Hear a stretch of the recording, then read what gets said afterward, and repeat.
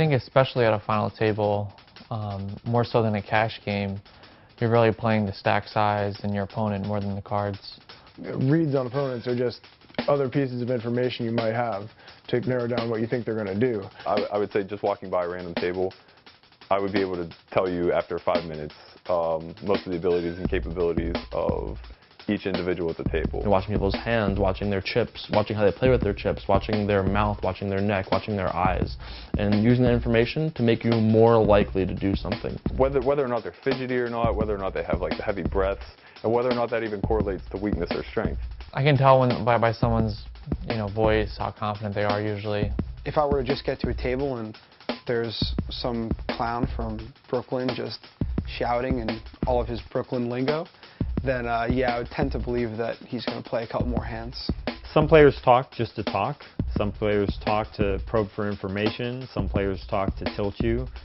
Some players talk just because they like to talk and end up tilting you. And yeah, it can be a factor. Got this body that thought earlier. He was so interested, had chips in his hand. Yeah, I saw that too. Just folded his check. Didn't even care. Just mucked it. Just mucked it. What are you guys talking about? What did I miss? So, see, while you're playing the game, we're all playing you. Gotcha.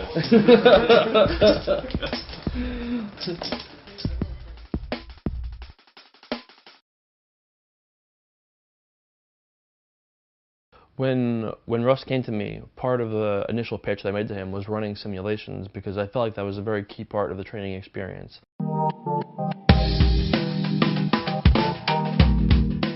I mean, part of the reason I wanted to play the mock final tables was so I could actually experience what it's like to take my 24 million chip stack and win. You know, there's so many situations that can arise, and the fact is we've looked at all those situations.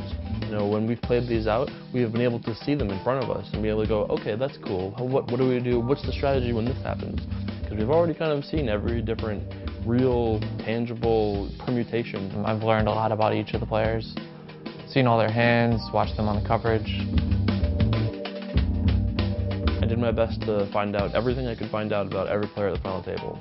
And I feel like, having done that, we have a pretty good sense of where these players are and how they play, and stylistically, just like how they're going to perform at the final table. You know, he sees the mistakes that we make as them, or the things that we do extremely well as them, and it allows him to really adjust and balance himself accordingly. The sims are actually awesome. I mean, I've been really impressed with how everyone's been playing. We see the hands if it goes to the flop, and even pre-flop a lot of times we turn them up. So everyone gets to discuss right on the spot what he or she thinks is good. And we've talked about it, and Russ gets it. And I feel like having done that will provide Russ with an experience edge.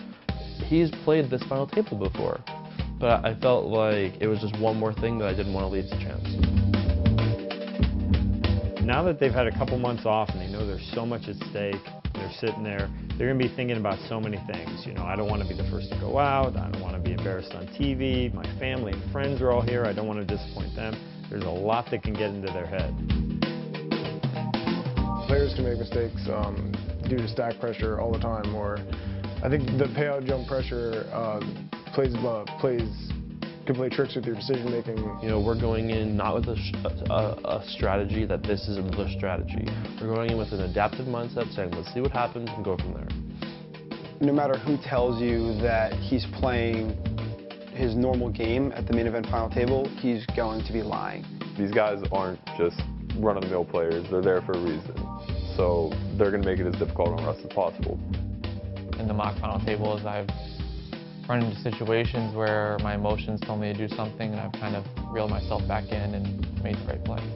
Later on, you can go back and figure out exactly what the situation was, what the stack sizes were, because we have BJ recording everything. On one level, I just watched the review sessions to see how they're using the information I logged for them, for like chip counts, relative stacks, and things like that, because I want to give them the best possible information so they can go over it in the best possible way. Well, because the Ace of Hearts is out there too, so. Yeah, I didn't think it was. It was also that hand where, like, on the flop, it checked real quick. Like, you checked, yeah, but I took a long time checking. Yeah. And then Leo checked behind as a pre-flop raiser on the ace high board. He didn't even see bet. To be honest, like watching the hand in real life, I thought you had a hand like Jack 7, that also played into why I raised the turn, because I thought I could have looked strong. Why? You have 9 high. Why not just take it down right now? Right, it's like there's only 3.5. If he folds a 3 or a 4, that's great for you. If he doesn't, you're still okay. Yeah, you have so much equity. Right. So much equity. Definitely the review is pointing out thought process flaws on certain hands for me, for sure. And some of that might be tied to emotions I'm having at the table when I make those plays. I think the best part of these review sessions isn't necessarily Russ seeing what works, but Russ getting to see the treacherous mistakes that can be made under the pressure of the final table when $8.5 million is on the line. I'm just sitting there enjoying the ride as I get to hear these guys talk on a much higher level than me about what the right play is, what the wrong play is, and the differences between them. I know there are countless poker fans that would pay big money to sit in my seat and do what I'm doing.